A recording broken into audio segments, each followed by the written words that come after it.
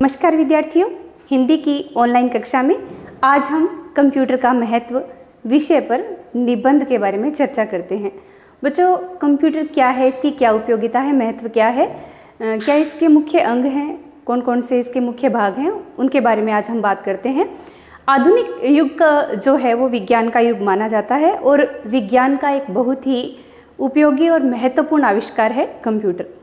Computer आज हमारे जीवन का अनिवार्य हिस्सा बन गया है, यानी हमारे जीवन के विविध क्षेत्रों में आज कंप्यूटर की उपयोगिता इतनी बढ़ गई है कि शायद ही कोई ऐसा कार्यक्षेत्र है जिसमें कंप्यूटर का उपयोग न होता हो। यहाँ तक कि कृषि में भी आज कंप्यूटर का उपयोग किया जाता है। कंप्यूटर का जो आविष्कार है चार्ल्स बेबेज द्वारा किया गया, ये एक यांत्रिक इकाई है, यानी यंत्र है, एक मशीन है, उपकरण है। और कंप्यूटर जो है मुख्य रूप से डाटा संग्रहित करने के या रिकॉर्ड रखने के काम में लिया जाता है, गणना करने के काम में लिया जाता है। आधुनिक युग को अगर हम कंप्यूटर युग कहें तो इसमें भी कोई बहुत बड़ी बात नहीं है, क्योंकि कंप्यूटर का उपयोग और महत्व जो है इतना बढ़ गया है कि इसे कंप्यूटर का युग कहा जाने लगा है। अब कंप्यूटर के मुख्य भाग कौन कौन से हैं उस पर हम चर्चा करते हैं। कंप्यूटर जो है मुख्य रूप से इन 4 इकाइयों से मिलकर बनता है। ये जो आप भाग देख रहे हैं यानी स्क्रीन जो है, इसको हम मॉनिटर कहते हैं। और ये जो बाहरी उपकरण हमें दिखाई देते हैं, इनसे पहले हम बात करते हैं कि कंप्यूटर को मुख्य रूप से 2 भागों में बांटा जाता है। जो इसके अंग हैं ये हैं हार्डवेयर और सॉफ्टवेयर। बच्चों, हार्डवेयर क्या है और सॉफ्टवेयर क्या है, इस पर हम चर्चा करते हैं। सॉफ्टवेयर जो है कंप्यूटर के वे अंग हैं जिनको हम सिर्फ देख सकते हैं, महसूस कर सकते हैं, उन पर कार्य कर सकते हैं, परंतु उन्हें हम छू नहीं सकते। सॉफ्टवेयर मुख्य रूप से 2 प्रकार के होते हैं, सिस्टम सॉफ्टवेयर और एप्लीकेशन सॉफ्टवेयर। सॉफ्टवेयर जो है बहुत बड़ी बड़ी कंपनियों द्वारा उपभोक्ताओं की आवश्यकता के अनुसार उपलब्ध करवाए जाते हैं और समय समय पर इनमें बदलाव होता रहता है। कुछ सॉफ्टवेयर जो हैं उनके लिए पैसों का भुगतान भी करना पड़ता है और कुछ सॉफ्टवेयर जो है निःशुल्क रूप से उपभोक्ताओं को उपलब्ध होते हैं। हार्डवेयर की अगर बात करें तो हार्डवेयर कंप्यूटर के वे अंग हैं जिनको हम देख सकते हैं और छू भी सकते हैं। जैसे आपने कंप्यूटर की स्क्रीन ये जो देखी होगी, इस पूरी इकाई को मॉनिटर कहा जाता है। इस पर हमें कोई भी डाटा जो है वो सामने दिखाई देता है, प्रदर्शित होता है। इसके अलावा कीबोर्ड जो है, यानी इसके ऊपर, इसको कुंजी पटल कहा जाता है हिंदी में। ए से लेकर जेड तक इसके ऊपर अक्षर होते हैं, अंग्रेजी की जो वर्णमाला है। इसके अलावा 1 से लेकर 9 तक की, 0 से लेकर 9 तक की संख्याएं और बहुत सारे ऐसे जैसे विराम चिन्ह जो होते हैं या अन्य छोटे छोटे अक्षर या वर्ण जिनकी हमें सहायता लेनी पड़ती है, वो इस पर मौजूद होते हैं। हिंदी की टाइपिंग आदि करने के भी कीबोर्ड काम में लिया जाता है। कीबोर्ड का मुख्य कार्य इसके अंदर डाटा को भेजना है और प्राप्त करना है, प्रदर्शित करने का काम मॉनिटर करता है। ऐसे ही माउस भी कीबोर्ड के ही, ये कहें कि एक सहायक उपकरण के रूप में काम में लिया जाता है। इससे भी डाटा को प्रवेशित करवाना और खोलकर देखने के काम में माउस का उपयोग किया जाता है। इसके बाद बात आती है प्रिंटर जो है, ये किसी भी चीज़ का प्रिंट लेने के लिए, फ़ोटो आदि निकालने के लिए प्रिंटर का उपयोग किया जाता है। स्पीकर को जोड़कर हम कोई भी मीडिया, जैसे कोई गाना है, फिल्म आदि है, उसको सुन सकते हैं।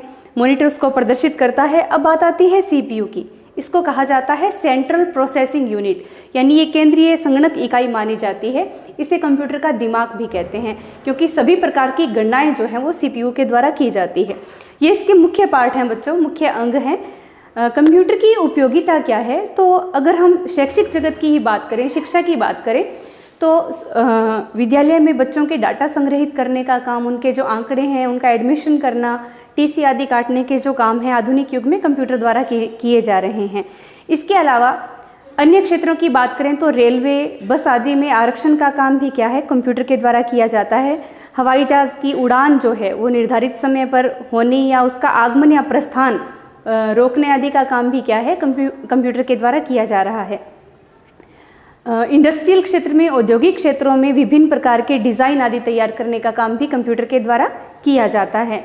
हमारे पास जितने भी डाटा उपलब्ध हैं उन सबको हम इसमें संग्रहित करके रख सकते हैं और कितने सालों बाद तक उसको हम देख सकते हैं। इसके साथ साथ कई लोग मिलकर जिस काम को घंटों में या दिनों में कर पाते हैं, कंप्यूटर उस गणना को कुछ ही मिनटों में या ये कहें कि कुछ ही घंटों में संपादित कर लेता है। तो इतना शीघ्रता से ये कार्य करता है और त्रुटि होने की संभावना भी न के बराबर हुआ करती है। चाहे बैंकिंग का क्षेत्र है, चाहे शिक्षा का क्षेत्र है, यहाँ तक कि अस्पतालों में जो रोग का निदान है, रोग की जांच करने में भी आजकल कंप्यूटर की सहायता ली जाती है। सर्जरी और पैथोलॉजी में भी इसका इस्तेमाल आज के युग में होता है। किसी मरीज़ की जो हिस्ट्री है, यानी उसकी केस हिस्ट्री है, क्या रोग है, कैसे था, उन सब की जांच भी इसके द्वारा की जाती है। इसके अलावा और बहुत सारे क्षेत्र हैं बच्चों, जिसके अंदर हम कंप्यूटर का इस्तेमाल आधुनिक युग में देख रहे हैं, कर रहे हैं। आपने देखा होगा कि बिलों का भुगतान जो है या ऑनलाइन शॉपिंग का काम आजकल जो है वो लोग किससे करते हैं, कंप्यूटर के माध्यम से कर सकते हैं। ई मित्र के रूप में तो सभी जगह आजकल क्या है, कंप्यूटर का हर क्षेत्र में उपयोग हो रहा है, इसलिए बहुत ही उपयोगी और आवश्यक यंत्र आज के रूप में माना जाता है। एक इसका छोटा सा नुकसान ये है कि इसने लोगों में बेरोजगारी को बढ़ावा दिया है। जो काम पहले बहुत सारे लोग मिलकर किया करते थे, आज कंप्यूटर उनकी जगह काम करने लगा है, तो लोगों में बेरोजगारी की समस्या बढ़ी है। परंतु इसके नुकसान की बजाय इसके जो लाभ हैं, यानी इसका महत्व जो है बहुत अधिक है। कई बार ऐसा होता है कि इसमें त्रुटि अगर हो जाती है तो वो पकड़ में नहीं आ पाती, परंतु ये छोटी छोटी इसकी जो कमियां हैं वो इसके गुणों के मुकाबले में बहुत ही कम है।